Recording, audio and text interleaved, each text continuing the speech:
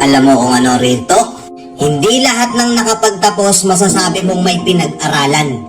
Kasi kahit anong taas ng kursong tinapos mo, kung wala kang modo at pangit ang tabas ng dila mo, walang makikisama sa'yo. At hindi lahat ng hindi nakapagtapos wala nang mangyayari sa buhay. Mas bilib pa rin ako sa mga taong marunong rumispeto, hindi bastos. Na porket nagkaroon lang ng titulo, akala mo kung sino na. May kilala kayong ganito? Oo, marami, di ba? Naakala nila porket may hawak na silang diploma, bida na sila kagad.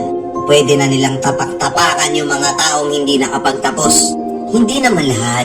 Oo, hindi naman lahat, pero maraming ganito, di ba? Minsan nyo bang naririnig to sa paligid nyo? Na may isang taong kaiinisan nyo kasi ang gaspang ng ugali.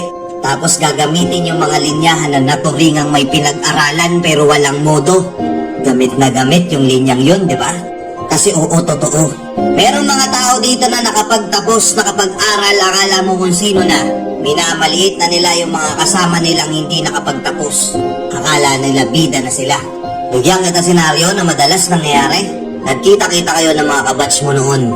Ano purpose kung bakit kayo nagkita-kita? Yabangan ng mga narating sa buhay. Ikaw yung tipo ng tao na hindi nakapagtapos pero may diskarte. Maganda-ganda yung kinikita mo. Pero hindi mo yun sinasabi sa iba kasi ayaw mong magmukhang mayabang sa ibang tao. Alam mo yung hirap ng buhay dahil mas maaga mong naranasan yung pagsubok. Pinagkaitan ka. Pero mas pinili mong magpakumbaba at maging makatao.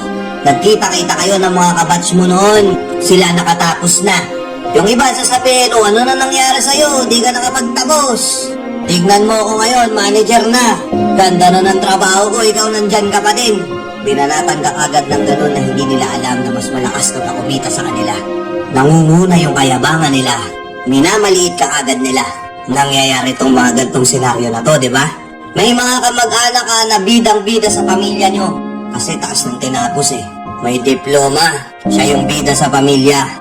Pero kapag nagkikita-kita, napakagaspang ng tabas ng dila. Hindi makatao.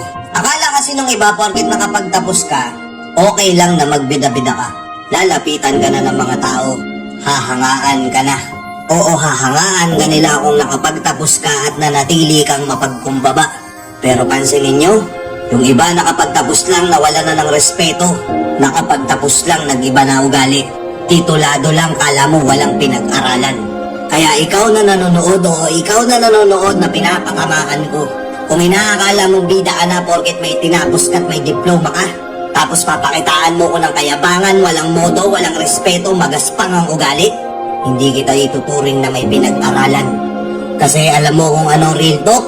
Hindi sa taas ng edukasyon na susukat ang pagkatao.